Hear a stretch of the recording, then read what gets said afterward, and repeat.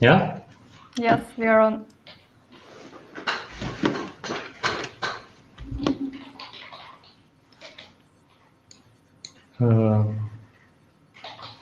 Wait, don't you want to introduce?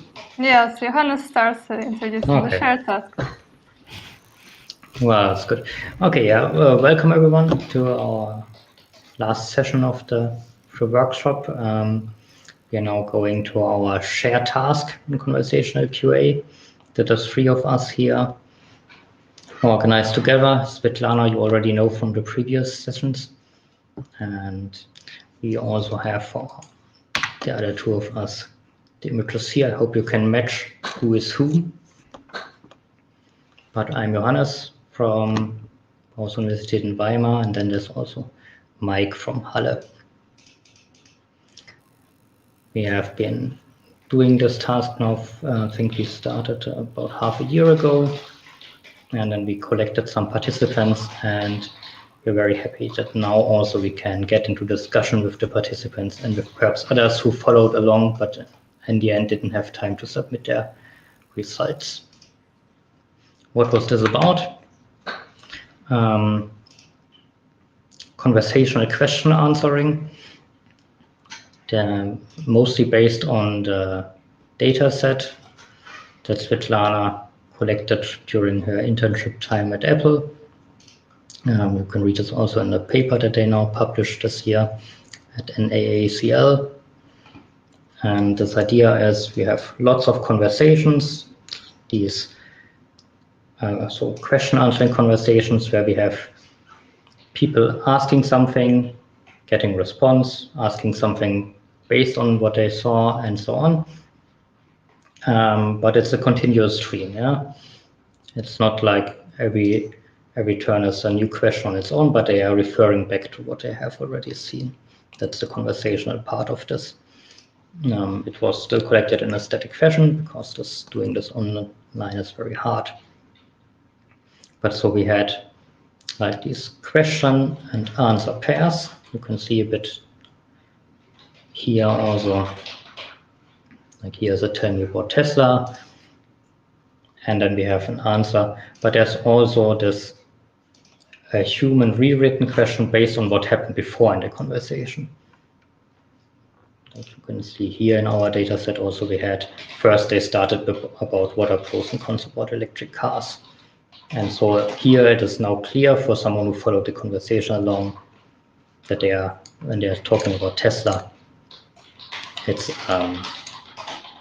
the car manufacturer. And we have lots of data there, 15,000 conversations, 81,000 question answer pairs. And for the data that's below this, like our web crawl is 54 million passages, so quite a lot. The competition then run on Tira, which is our experiment as a service platform. That's especially Mike's expertise here, where we allowed not only people to submit the runs that they did, but also software submissions. It wasn't really used in the competition, but there was the possibility that we give people a virtual machine and we have them execute their runs there. There would have some benefits for doing this later on again. But anyway, you can, actually for this another slide, Tira is, you can directly go to Tira.io and there you find the task. You could actually still go there and register for a new virtual machine or a new team and try it on the same data. I think the task ran reasonably well. In the end, we had 4 teams who submitted runs. We had 30 in total. We also experimented with 3 baselines ourselves. A simple one to get people started, a basic one, which is kind of a clever thing to do, and GPT-3 is also something that Svetlana may talk about later, where she paid OpenAI to do the task for her, and we just gave it a question and see what answers it produced.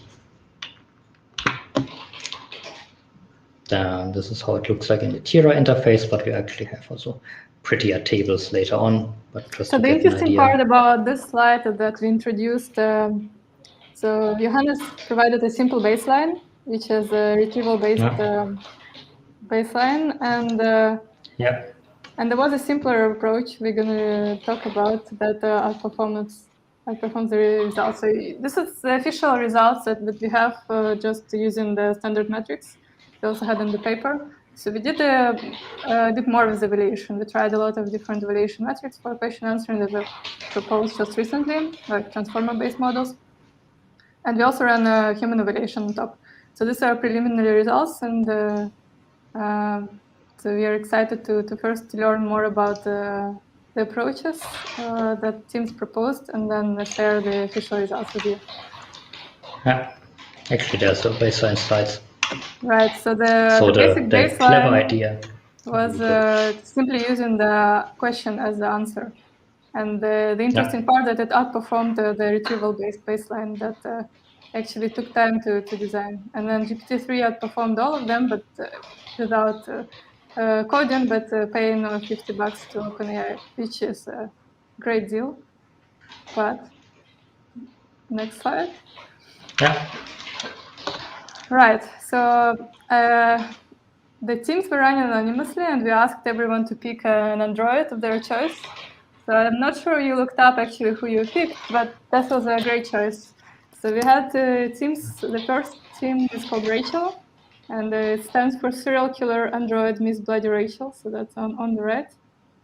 Torch is from Adventures of Sonic the Hedgehog, and Ultron, I think it's from Avengers. So these are three teams that were competing. We had the fourth team, but they decided not to join the presentation because they were already in the last rows anyway. So now we are switching to you, and looking forward to hear what were the experiments you tried out on this data set. All right, so first, Team Rachel. Who is Team Rachel? Hello. Hi. Okay. So hi everyone. My name is Gonçalo. I'm representing here Team Rachel. By the way, when we chose the robot Rachel, we were actually thinking about Rachel from Blade Runner, or even the book To Android's Dream of Electric Sheep. But anyhow, that Rachel that you just showed seems to be also a very cool robot. So no worries about that. But okay, so I'm Gonçalo. I'm from Portugal. I'm doing my PhD. My team was composed of also my supervisors, Luisa and Bruno, but I'm the one who's going to present it. So yeah, let's start. It's going to be a very brief presentation, just to recap some of our implementation details. So we divided our system in 3 modules. I think most of the participants did the same. So we perform a question rewriting in order to make the conversation, the question context independent, given the conversation. We use T5 for this module. Then we perform a passage retrieval. We use simply BM25. I'll get into more details later. And at last, for the answer generation, we use Pegasus. I just saw a message saying network issues, but is everything okay? Yeah, okay, nice. So the diagram is very straightforward. So question or conversation, we perform question rewriting, then retrieval, we get relevant passages, you concatenate everything, then we use a summarization model, which is Pegasus, and we obtain the response. So regarding the question rewriting, we used an already fine-tuned model from Hugging Face. This uses T5, a pre-trained model from Google. This was later fine-tuned in the Canard dataset, and it is available, as I said, in Hugging Face, in Castorini T5-based Canards. We explored some variations of the question rewriting input, namely using questions, the previous questions and the current question, using questions, model answers, and at last the question. This is the history or the context that we use in the question rewriting. We also tried using the model rewritten questions plus the current question, and at last the model rewritten questions, the answers, and the question. These entries that have model rewritten or model answers are particularly important because since we are using generations or question rewritten by our models, we can have an error that is propagating throughout the conversation, which can be bad. Then, for passage retrieval, we used BM25. We implemented it with Paisarini. For the query, we tried many approaches, but we ended up using just the last rewritten question, because we noticed that the longer queries, at least with this method, BM25, tend to retrieve less relevant passages. Maybe because there are lots of information and this bag of words approach isn't as good. So other experiments that we did were using, instead of just the last written question, using like 3 previous turns, like a small snippet from the conversation. And we also used a dense retrieval method, MS-Mark, this model that I have here presented. But it was very slow, and when it finished, like a week later, the results weren't that good. So we probably made a mistake, but then we didn't have time to run it again. Then for the answer generation, we just used Pegasus, which is a model also from Google. It is a summarization model which achieves state-of-the-art performance, and it is very good for small data sets. We chose to use this model because it is a model that our group has been using for some other tasks and problems. So yeah, we used it. For this, we actually did some fine-tuning. What we did was we gave it as input the ground truth rewritten question, the ground truth passages when these existed, and then some BM25 retrieved passages, just to make a total of 10 passages. For most of the cases, the model can't receive up to 10 passages because of the model input size restriction, but yeah, we use this. I mean, we concatenated, we truncated up until the maximum size allowed. And the target is just the ground truth answer. So I have some plots, the loss and the Rouge metrics, just to see that the model is actually improving. And yeah. Now some results. This table might seem a bit confusing because I tried to gather all the results that we got. It was sort of an iterative approach because we were improving each module along many runs. So, for example, if we look at run high, which was the last one that we submitted and the one which got the best performance, we can see that for rewriting, we used an history of infinity, but it wasn't infinity. We just used up to most previous turns as the model T5 could receive. Once again, we truncated so that it allowed so that it got a good size. Then we are using as context for the question rewriting the previous model rewritten questions and the model answers.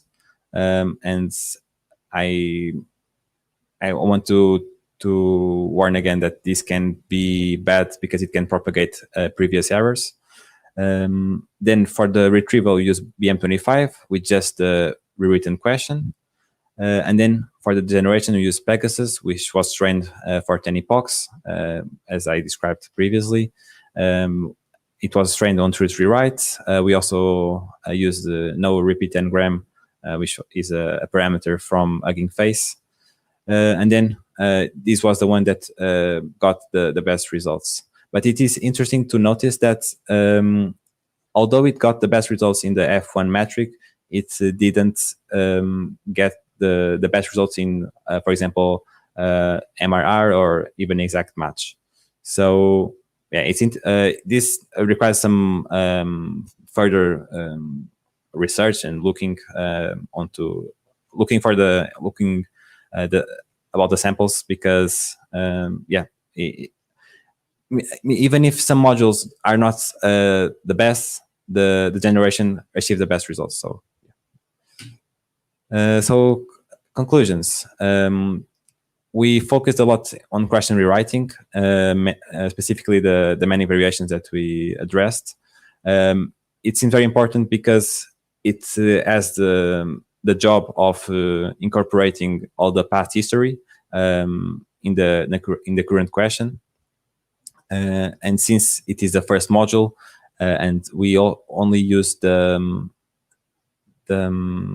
output of this module for the further ones, the next ones, it seems that if this module has a poor performance, the other ones will also have a poor performance. Then the relevant passage retrieval is a module that is very prone to be slow, especially when we have a large data set. So hybrid techniques between sparse and dense search should be a good approach.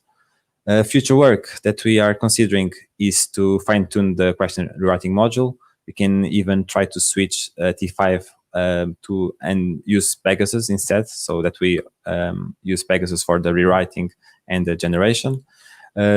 We are trying to implement a re-ranker model after the BM25. And at last, we can also try to use T5 or BART for the answer generation. Okay, so that's all. I have here some just 3 references that I used, and thank you very much. Thanks a lot. So I was wondering, so I think we tried Pegasus already. It's quite a heavy model. What's the hardware you were running on? Yeah, it is.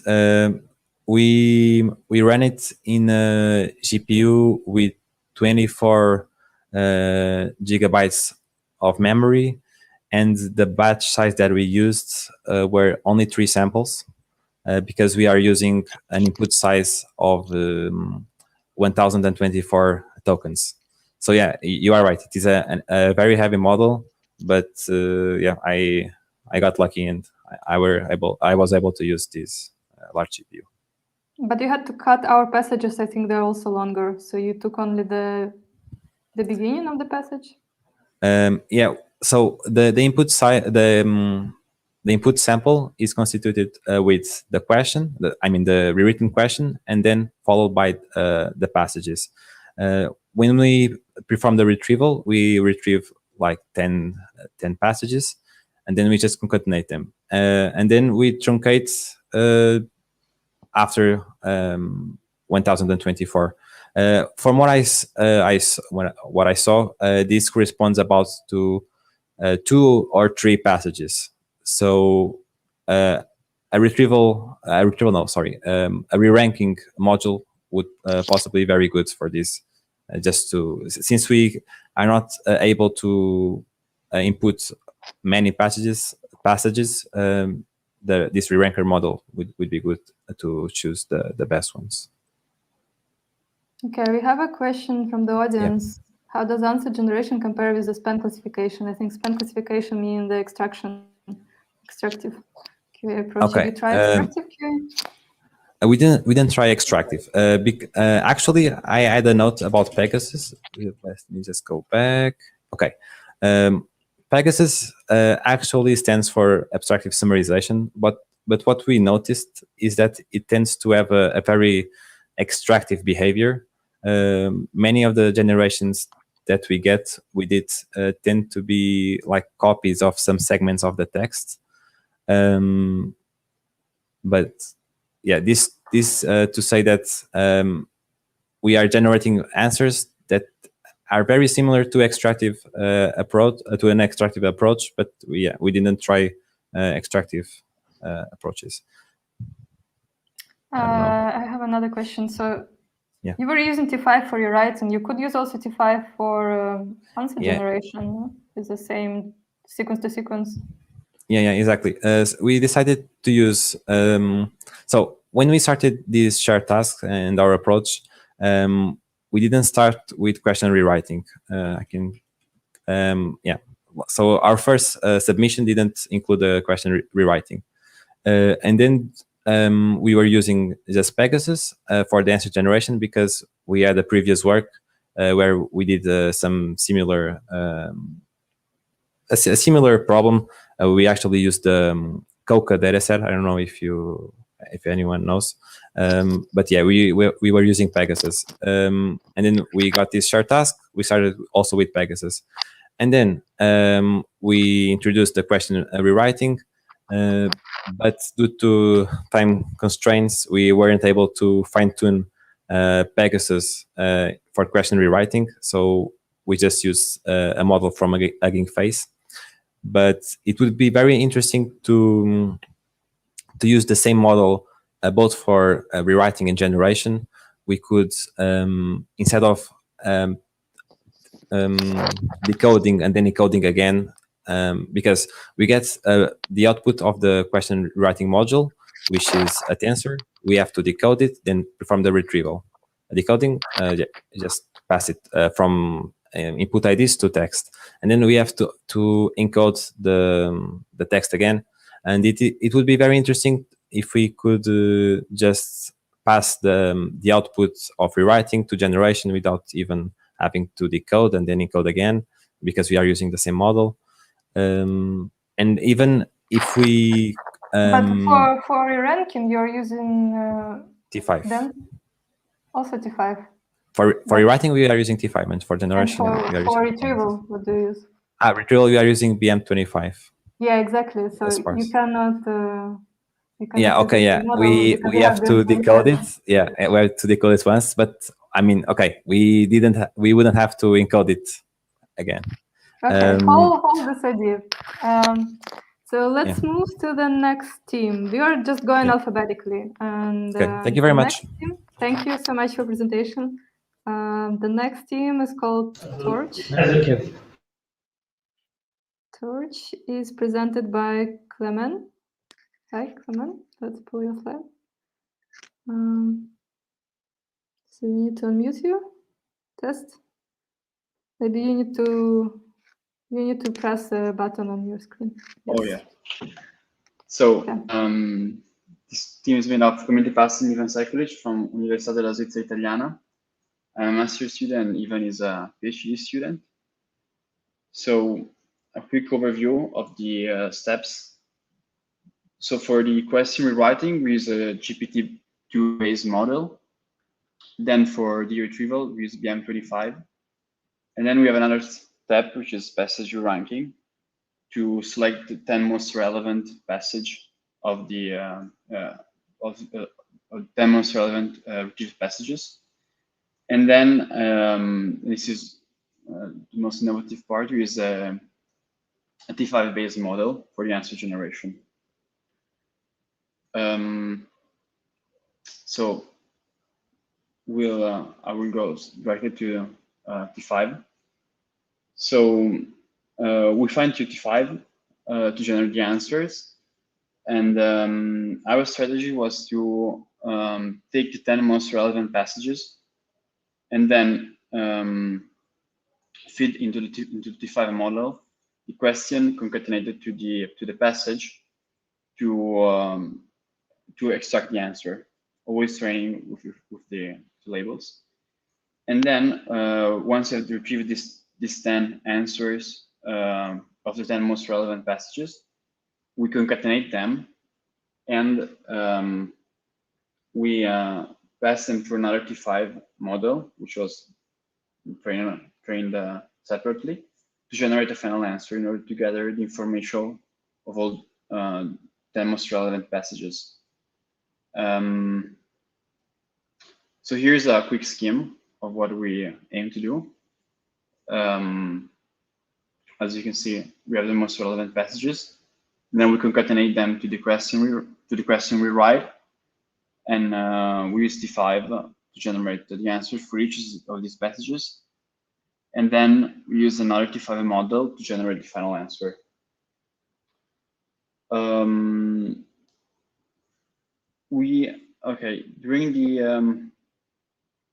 the training phase, we had some issues with T5. because the passages were very long, and T5 was usually trained on shorter passages. So we had some difficulties in the training, and so in the end we had to the submission we made was only on the taking the most relevant passage, and we didn't do the second part, unfortunately, because it was we had issues with the training. But yes, our aim was these double steps, and we're still kind of trying to improve this, and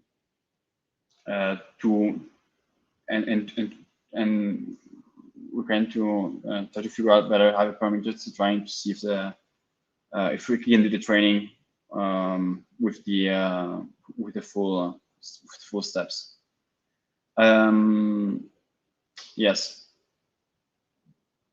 This is my presentation. If you have any answers. Okay, just to clarify, I think so. The fine-tuning T5, you mean for the task of answer generation? Yes, exactly. Mm-hmm. It was the most the part where we try to do the most different things, the most innovative things, and yes, exactly. And you mentioned that you could fit only a single passage. Yes, in the end, yes. In the end, yes, because we were not able to train the second part to generate the final answer. We're not able to do this part here. Mm-hmm. This was probably due to the fact that, as I said, T5 is usually trained like for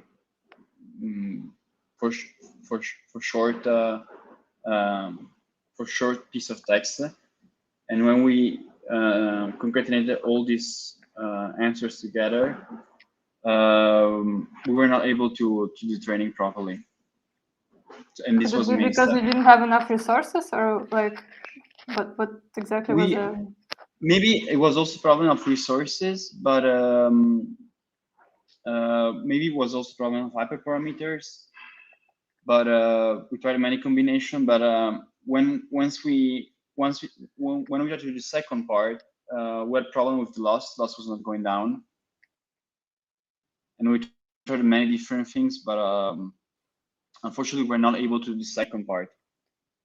And you tried, you didn't do the rewriting, you used already rewritten questions, right? Yes, we use the written questions, yes. Okay, I think we have a question from Gonzalo.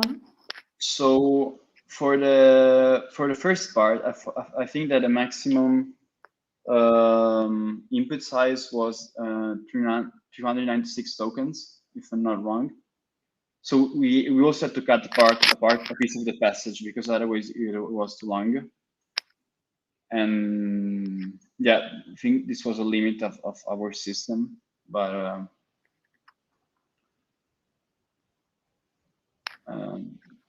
in order to make it it work, we had to cut a part of the passage. Gonzalo, you can unmute yourself if you have some comments. Yeah, I just asked just to know, because I find this to be one of the fortunate things of deep learning, which is the performance, like the computational requirements. In this case, I mean, I could use the 1024, and with this, even with these large input sizes, I could only use about 2 or 3 passages, but yeah, it was a very heavy model. And then, yeah, just to mention that deep learning tends to become heavier and heavier, and then it seems to be a very simple task. Actually, what we did was, like, we trained we didn't even stack the passages together. We trained on each different passage. Yeah. And we were not even able to use the full weight model. Okay. But we had to use in order to make it computationally feasible, we had to use the reduced weight model of T5. Yeah. So yeah, definitely this was definitely an issue. even if we had the where the computer of the cluster of the university available. Yeah. Okay, I'm gonna pull the last team. Sorry. I'm just gonna introduce the last team, so then we can have all common discussion together. Okay. So.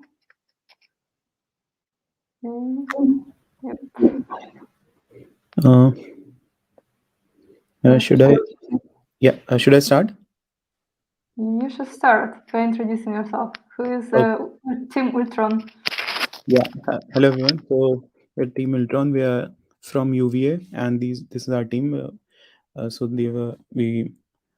so this is me, Shashank, and then we have Thelina, Clemencia, Vaishali, and our advisor Martin. This is our team, and just the outline. I'll make this presentation short. This is just the outline. The task I think we already know. So I'll just start with our approach, results, and some of the challenges we faced. Task, yeah, I think task is just given a question, we have to generate answer using the conversation context and passages. And yeah, I'll start with the query rewriting. For query rewriting, we use BART, and this is our pipeline. So basically, for a given query at the turn n, we have queries from turn 1 to n-1. So how we constructed the data set or the input for the BART model, we took obviously the current query, and then we started from turn 1. The reason we did this was since turn 1 typically has the topic of the conversation, right? What user, his main intent or main topic is. Let's say he wants to find out about Obama, right? So he'll start with where was Obama born, and maybe then go on to other things. So we started with turn 1, and then after turn 1, we took the previous turn and then went backwards till the second turn.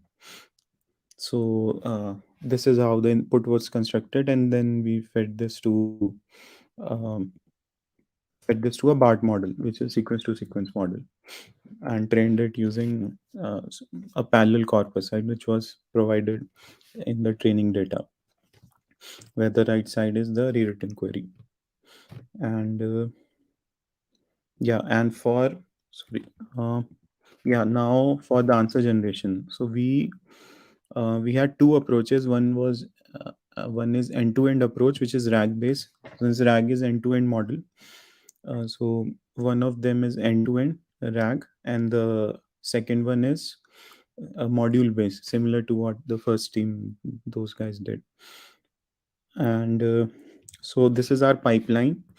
So we had two-step solution. So basically, initially when we were just trying RAG on the full corpus, we were not able to scale because it took us a lot of time to generate the embeddings, and then we couldn't index them. Indexing was, with our current hardware, we were not able to index the entire corpus.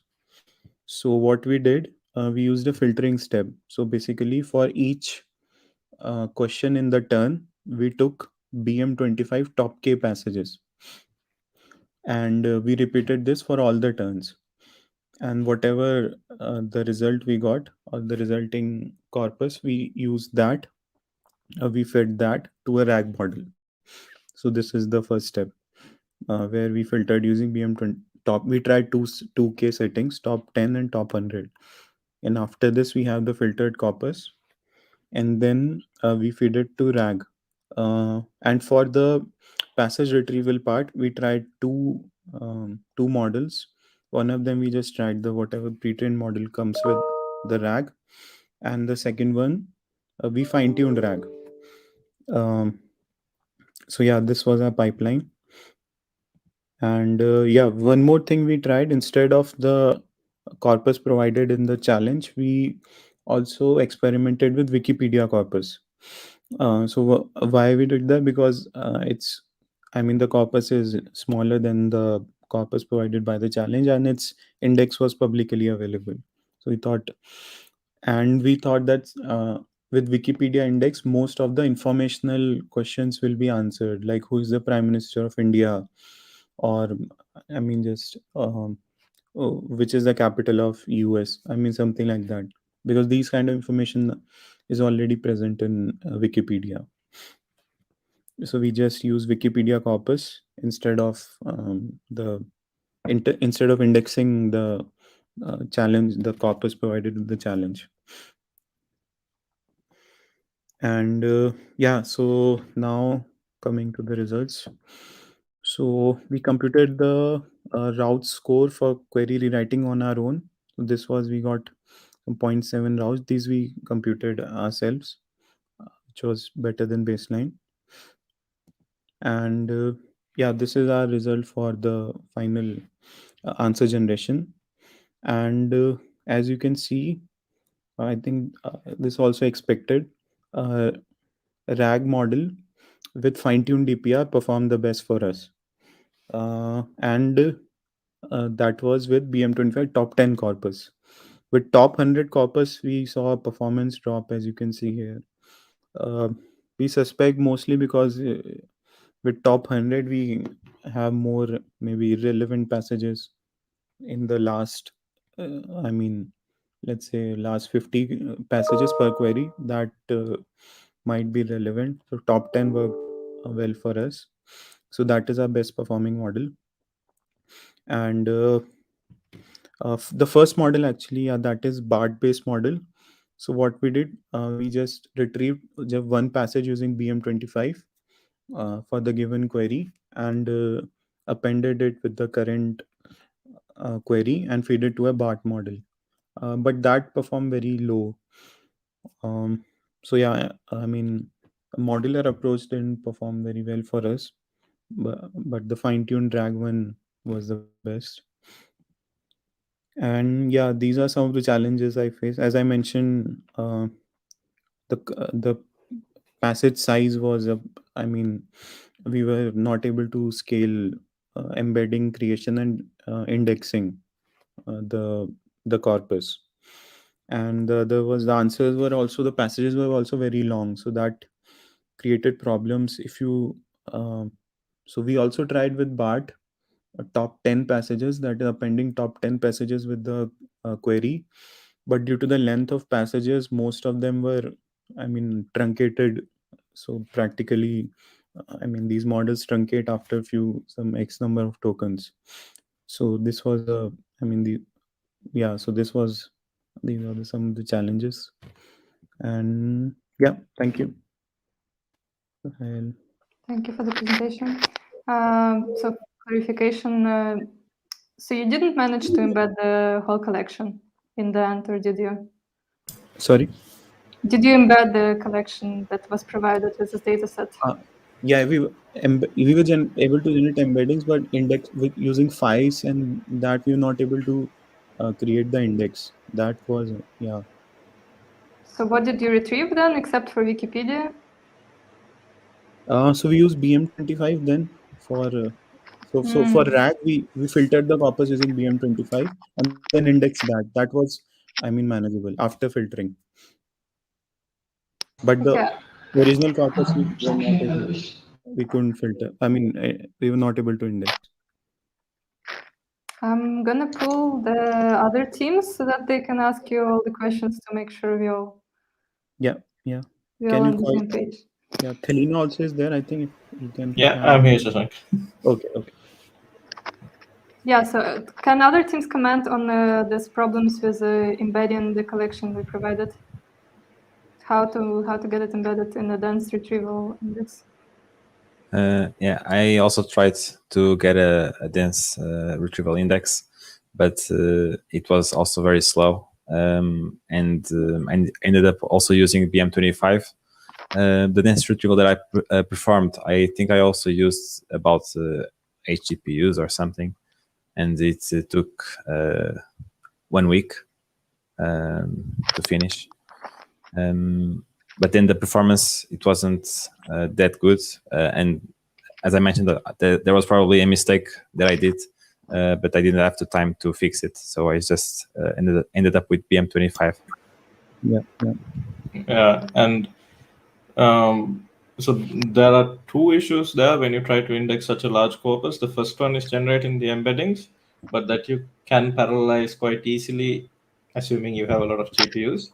Yeah. So we managed to do that, but then combining all of those into an index was too slow, and that's where we got stuck. And we didn't try too much after that because we didn't have the time. But there might be faster ways to do it. So the FICE index that we were trying to build, which was the one used by DPR and RAG, is optimized for retrieval time. So it takes quite a bit longer to build that index. So maybe if you build an index which is not optimized for retrieval time, if you don't care too much about that, although you usually would, maybe it would be possible, but we didn't have time to try it.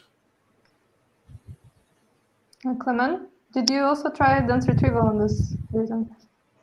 I would say that, so my event took care of the retrieval part more than me, so I actually don't remember this part. Yeah, so it was one of the challenges. This was the reason why we wanted to have a big collection, just to make sure we cannot do it as simple as, because otherwise you wouldn't need to do question rewriting. You could just put a transformer in if you could dense retrieve it. Okay, so it was a trick. And, yeah, you know, but an approach that sorry to interrupt. I was going to say that an approach that I still want to try is to do a sparse retrieval with BM25, and then use a dense model to do re-ranking, and maybe this will give good results, because instead of trying to search the entire data set, we can do maybe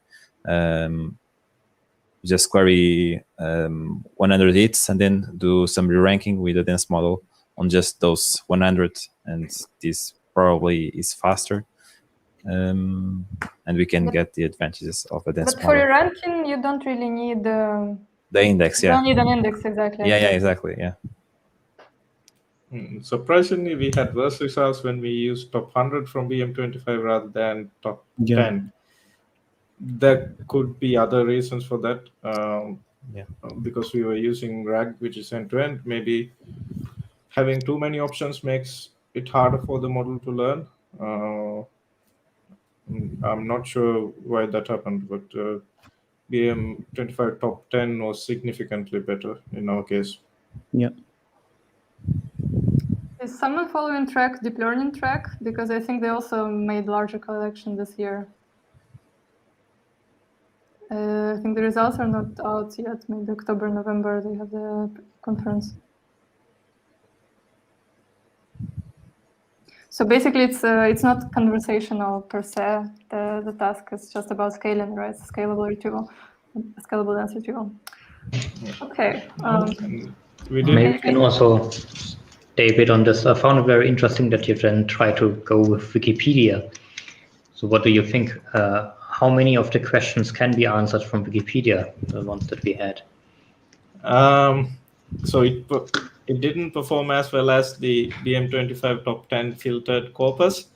So I'm not sure whether that's because you can't answer the questions from Wikipedia, or if it was due to some other reason. So for example, when we use BM25 top 10 filtered, we could fine-tune our DPR model. But when we use the Wikipedia index, of course, we are using the pre-built index, which means we have to keep the DPR model constant. The context encode at least. So it could be that the approach where we build the index, we have more flexibility to adapt to this particular task. It's hard to say whether the difference comes from using Wikipedia versus this corpus. Do you think that this is a good idea for the future to avoid this big web scale problem, that we try to find specific data sets for answering questions? Yes, so something I thought of was to break the data set up into smaller pieces and then have a first stage where you would first decide, okay, I'm going to answer this question from that particular corpus or sub-corpus, and then go to that and get the answer from there. But I'm not sure how you will decide to split it, or how you decide which sub-corpus to go to. But maybe in certain use cases, it would definitely be useful to have a more specialized corpus where you know that most of the answers are already there.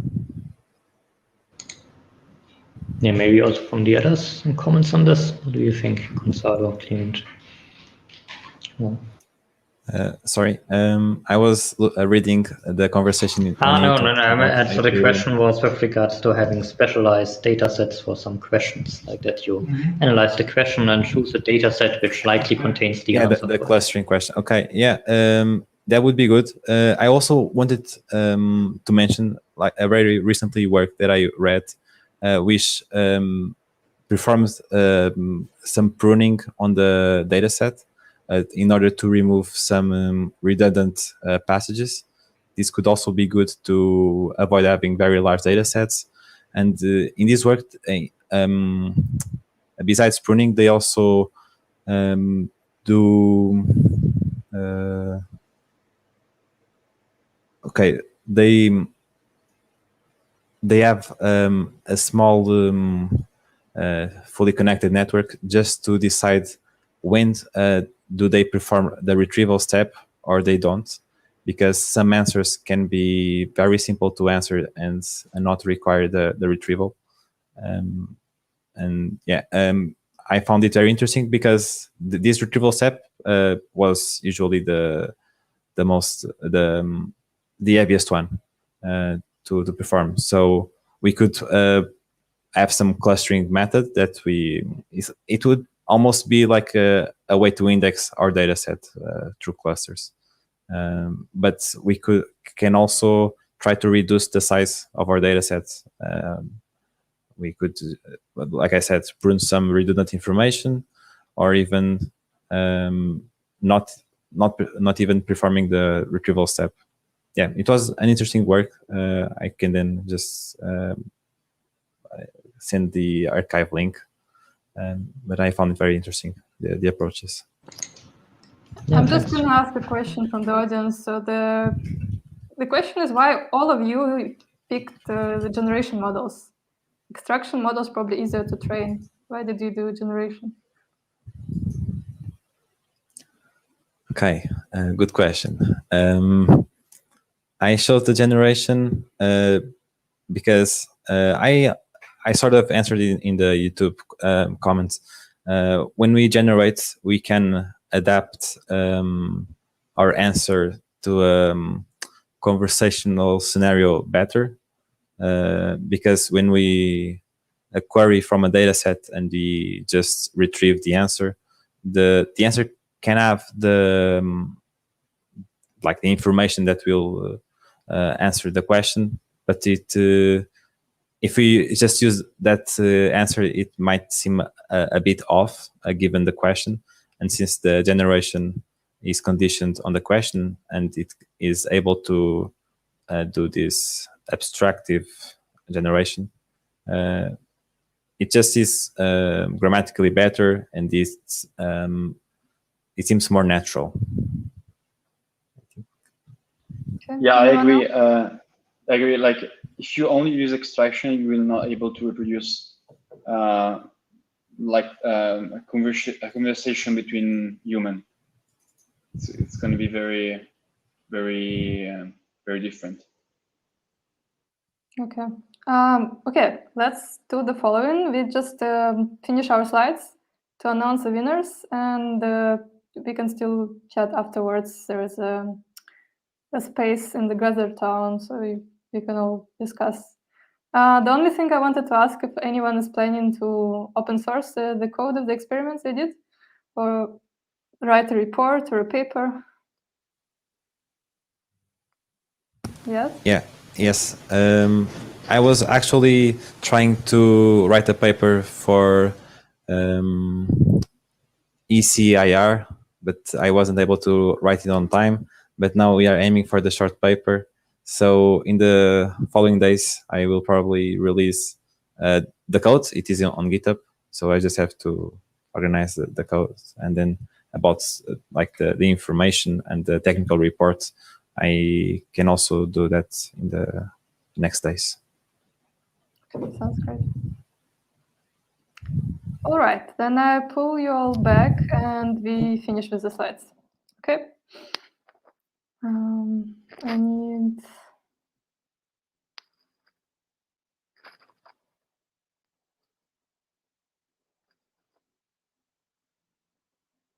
Okay. Okay. Back up. Let me see if this one goes. Hope you don't hear my coworker too much in the background. Oh yeah, so we're back to the teams. There we are. So a bit more on the evaluation. Basically, we have been talking so far on the automated results and only on these three. But now afterwards, we also try to get a bit more one of the newer question answering evaluation metrics into the mix. So the results that we show now also include these here: POS-score, semantic answer similarity, BERT score, and then KPQA. And it's very nice that we have the code from them so that we could easily plug them into our evaluation. And here are our results. For the first part you already saw, but also over here and there, I know it's a lot of numbers now, and we don't think we have too much time to go very deep into there.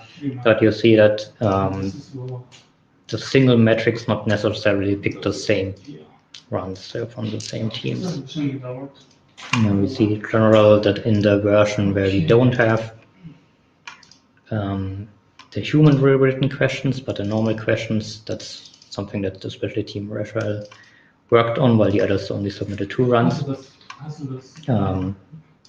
There's kind of, I think this is the one that we already, the one that has the best F1. That's something Gonzalez talked about. The performance quite here.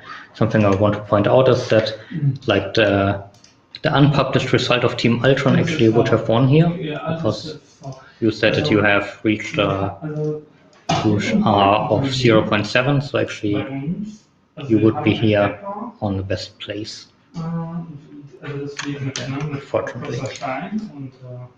Okay, Arno, Svetlana, do you also want to say more about this? Otherwise, I just go for comparison to the next page. Right, so we tried a few alternative evaluation metrics, which I think are mostly transformer-based. And they all show different results, but I think most of them are shown at Rachel's team models, and Ultron is being over BERT and SAS metrics. Yeah. Let's go to the next page. There we have also a bit more runs from the other teams. Yeah, but also here we have Team Rachel actually being quite good on all the metrics there. One thing that I also wanted to point out is that actually the simple baseline is extractive, and it performs quite differently also on the different metrics. So we see here also that, for example, in Rouge, it's actually quite okay, and POS it's very competitive even. But in exact match, of course, it's very low, and also for the F1 scores. So there is, and the other 3 actually failed the computation for some reason, I don't know yet. But I guess when we then also in the future compare extractive summarization or extractive answering to generative answering, it's good to have the separate metrics to really get a bigger picture, a more complete picture on performance here. That's for these results. Here is a comparison of the best performance reached by any team. One for the so the dark bars are when using the original questions, and more grayish ones when using the human overwritten questions as a start. And we see that it helps quite a bit. Like on every metric, the teams are, I would say, considerably better with using the overwritten questions. So there is definitely some work that can be done there. So you mean human rewritten as a ground truth? So basically, so it's a comparison between conversational question answering versus if it would be standalone questions that doesn't require disambiguation, correct? Yeah. There is still a gap between the two. Yeah, so I guess like every one of us expected, but here we kind of see also a number. That's, I actually would have expected more, but it's still quite noticeable. With the exception of the post metric, by the way, every other metric is one bounded, but this one just goes up once. After this, yeah. So now we go back from the automatic evaluation to the human evaluation. Oh, I can cover this one. That's good. Just wanted to ask you. All right. So the next thing we did, so trying all the automatic metrics is great, but then, they're all not perfect. So obviously we wanted to also crowdsource annotations. But then since we received 2,000 samples, we wanted to make a better choice, right? So many answers are incorrect. So we did two-step approach. First, using the automated metrics, we would select a bunch of answers that are distinct, submitted by different models, the different teams. But so they are good comparing to the ground truth, but they all different. So here's one example. When the question is about the starting salary for some profession, and then every model comes up with a different answer, right? So, and they all get high scores, so they are similar to the correct answer, but then we don't really know which one is correct. So this is the challenge we don't solve, right? So because to know which one actually is correct is we need for this to pull the passages. And maybe not even a single passage to verify that the answer is actually grounded, not just generated and hallucinated. So we also use this approach to find a pool of good answers to evaluate across the teams. So we ended up with 1,000 samples, and we asked for each sample to workers to judge it. And this was this very simple question we asked. Basically, we don't ask for answer correctness, it's more like plausibility. So does the answer, so we don't really expect the workers to check if the answer is factually correct, because we also cannot provide too much information for them to read at this point. So our task was basically to, the way we formulate it is whether the response answering the question, yes, no, or it's maybe it's not readable. So this helped us to also spot disagreements. So we removed because many of the answers were actually sounding correct. So that was important to also discourage workers who would randomly click through. So we had to look a little bit at disagreement, and also some examples were difficult to judge in general. So then we used a subset. Next slide. And these are the results. So these are the official results of the human evaluation. So we saw by the automated metrics that Rachel is the best performing team. So the goal for this task, actually, that's why we shared it, to collect alternative answers. So human provide one answer, but then the answer can be formulated different way. Maybe there's also alternative correct answers using different passages. This was one way for us to ask different models to submit their answers. And so Rachel contributed most of the answers sampled by this automated metrics, plus also that are considered correct by the human annotators. And also, so most of them, so percentage-wise, it's also the most accurate model we got. So ORC is our baselines we contributed. That was a simple extractive baseline and GPT-3 model. So Ultrons actually contributed more correct answers than us. but they drop, so accuracy is lower than for GPT-3, for example. Okay, and we also have results per model. So we don't really have, so I don't know if Rachel can recognize this timestamp, but this is the best model from Rachel that we've found. So all of the answers were correct. So most of the correct answers per model was contributed actually by GPT-3, but then sometimes it also was hallucinating. So the workers separated some answers that are clearly incorrect by GPT-3. Okay, so Ultron RAG BM25 performed best, and then Torch T5 RAW2. So you can tell us what that means. Next slide. And now we have a surprise, because we have Diego in the room, who was trying to ask questions for a long time. I was keeping him in the back. Hi, Diego. Hi, everybody. Congratulations to all the teams.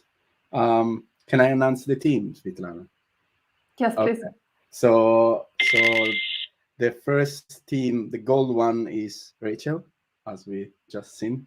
Congratulations. The silver team is Ultron, and third team is Torch. We were planning as Bloomberg to sponsor some prizes for this, originally for the top two teams, but we decided to send to all the three teams because I see that you guys worked very hard on this. It was very interesting to follow all the conversation. So I would like to thank the organizers. I know that organizing this kind of events, it's a lot of work, and I really enjoyed the evaluation. Like I see that you went into the single question. It's very interesting to me to see this work. So thanks, Svetlana, Mike, and Johannes for all the work, and thank you guys for all these interesting results that you achieved. I spent a bit of time on this. It's a very interesting problem. So yeah, thank you. And Svetlana will send me your addresses, and someone at Bloomberg will send these prizes.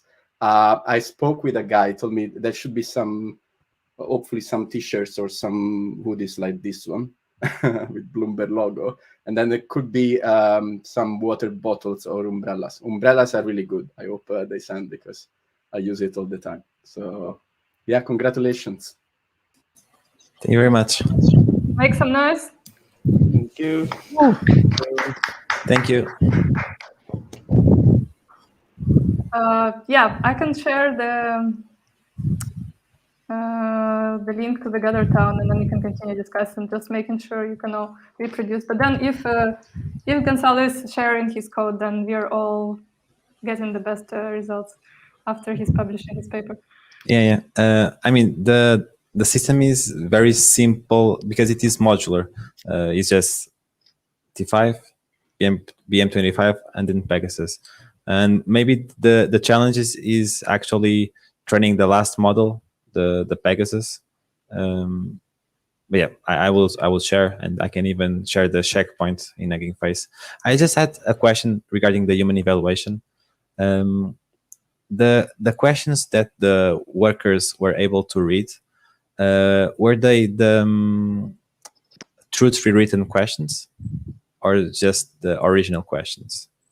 Very written questions, so okay. They are out of context. Okay, but always the truth rewritten. They never actually get to see our model rewritten questions, right? No, they only evaluate the answer. Okay. Yeah, so we focused on QA evaluation because that's already quite hard. Like it took us a while to learn how to evaluate it. So QR, we figured out that all the teams got quite high performance. So it looks like it's not that challenging as comparison as QA. So basically for evaluating rewritten questions, it's not even clear whether we need to provide the answer. So one way to just evaluate if it's a paraphrase of the human written question. Okay. Yeah, so there was a question why we didn't check the correctness. So we had a discussion about correctness and what does it mean for the answer to be true, it's a philosophical question. So to verify groundness, basically, how is it called? That the model is truthful. So it's not hallucinating, but it's actually factually correct. it has to be with respect to reference. And the reference in our case is the whole collection, or ideally maybe top K passages. But even those are actually quite hard. I don't know whether you noticed working with the data, but we didn't do a good job parsing the collection in the first place, so it has a lot of boilerplate. That's why some of the answers also got malformed because they were extracting some HTML. So it is on our to-do list to also follow up. First, we find the pool of answers that sound plausible. Then we can use this pool to check whether they're actually factually correct. Then we can also compare the answers. If there are several answers that are good, which one should we select? So there is a lot of follow-up work, and we really hope that you also get involved and just ask us. At some point, we wrap it up and release it. But if you need early access, just send us an email. Okay, everyone. Yeah, thanks everyone for participating. It was nice to see you all come together and have this discussion with you. Thank you very much also. Okay, I'm ending the broadcast then, and see you in Gathertown. Bye. Ciao. Bye.